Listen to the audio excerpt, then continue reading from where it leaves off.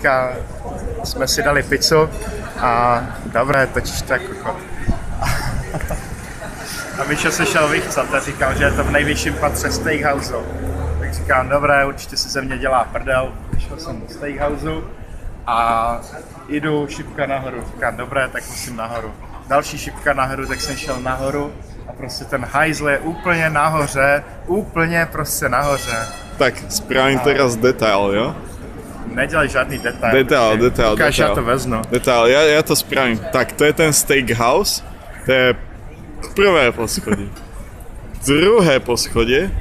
Tretie poschodie. Nahoře je prostě ten skurvený hajzl. Aby tie hovná dobre klzali dole.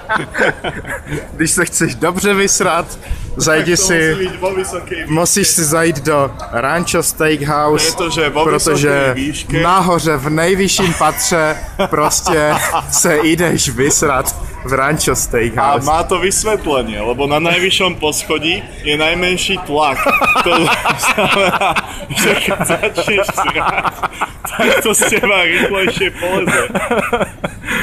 Takže na takom Mount Evereste sa jednoznačne najlepšie serí. Ale to iba stiahneš gaťa a už je to vonku.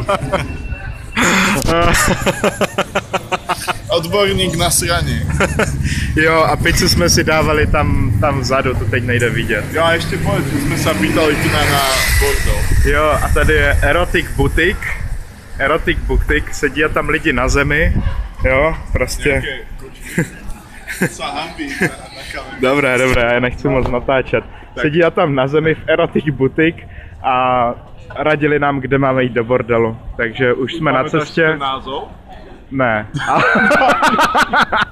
Ale bylo to v Red Light District. Já si to těž nepamätám. No, ještě se tam vrátíme, už jsme tam dneska jednou byli. Asi jsem tam nechal kreditku.